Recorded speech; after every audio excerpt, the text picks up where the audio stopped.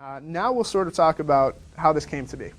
Why are we in this situation? Why is civic education so low? And it's easy to point fingers, and I think we will, and we'll point it at the media. And we need to establish a few things here. One is, where do we receive information about our candidates? If you're lucky, you'll get to go hear them speak. And most likely, you'll read about them in a newspaper.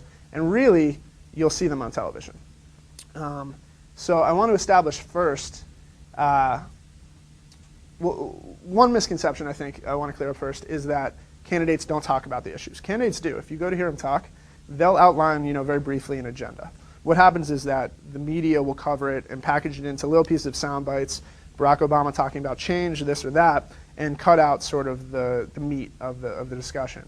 So there's a misconception that they're not talking. It's actually it's not being covered. I think Matt Taibbi in the Rolling Stone recently put it best when he says about the election and coverage of it. He says, "While it is tempting to blame the candidates, deep in my black journalist's heart, I know it's not all their fault.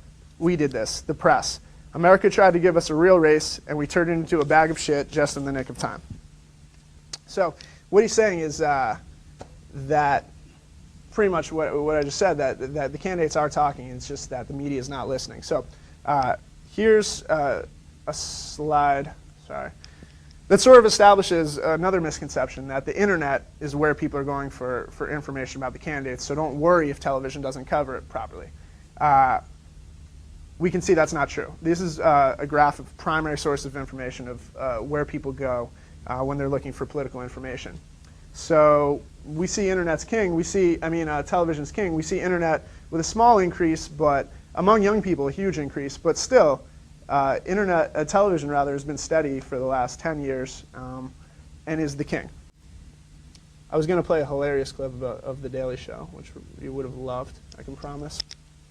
This is tracking we put together of the length of sound bites the media has covered since 1968. This is mostly a Harvard study that was done a few years ago. There's little information here, but here we can see it sort of flattened out at a little under 10 seconds. Most recently, it's at 7.8 seconds per sound bite. That's enough to get maybe one sentence out. In 1968, the average sound bite was 43 seconds. So we can see how substance has sort of been replaced. Next, this is sort of how the media really shakes out in their coverage of elections. The red line indicates horse race. This is who's winning, who's losing, why, the tactics being used. This is policy and issues. And we see, a trend towards much more about the horse race and much less about the actual issues, with this year, I guess, reaching an all-time high. This is convention coverage. Most recently, ABC and all the networks have decided to commit to broadcasting around 3 hours of the Democratic and Republican conventions. We can see over time this is a great decrease in the amount typically covered. And I'll add that those election times, that's when people are making most of their decisions, political decisions about who they're going to vote for. And then, of course, there's political spending on ads. So we're set to spend $3 billion in 2008 on election ads and political ads. This is by far the most in history.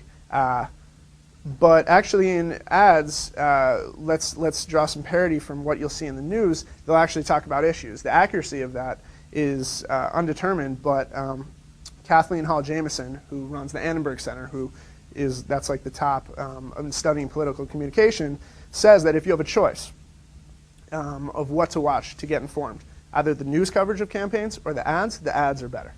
And that's where we are. That is the state of political discourse right now in the United States. You're better off watching an ad from a candidate who's trying to persuade you in a certain way than looking at the actual news. I was going to play another clip, which was Ed Murrow, the famous journalist, and it was the recreation of the movie Good Night, Good Luck, of a speech he had given, in which he talks about television. And this is 50 years ago. He's talking about the opportunity of television and also the problem of television. And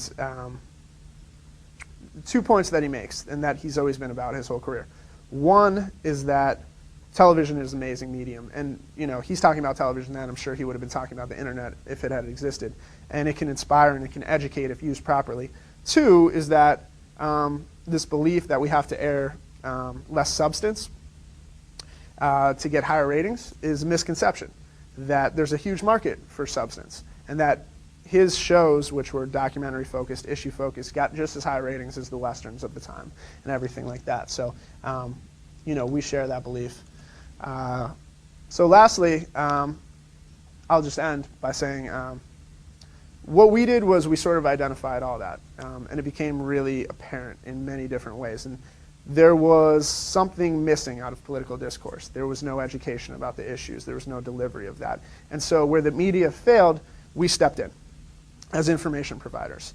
And sort of this is maybe a small prescription, our only prescription of the entire presentation, is that when you step into this space in today's media environment as an information provider,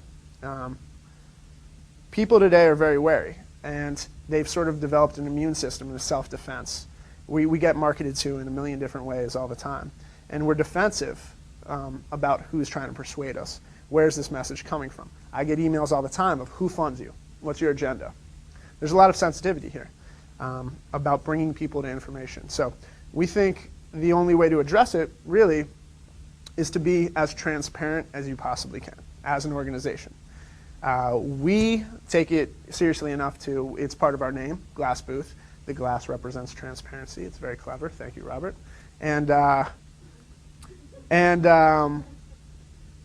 we publish our scoring algorithm. You can see how we score the candidates. You can see all the information. It's verifiable. We cite it. We link to the original source. We list all our donors. We're completely transparent. And so all we can say is just, stepping into today's information environment, we think transparency is incredibly important, that only through an open society can we start to tackle the problems that we face, as a globe going forward. And this spirit of openness is really what we try to extol to anybody, we can talk to. So that's us. Thank you. Thanks for coming.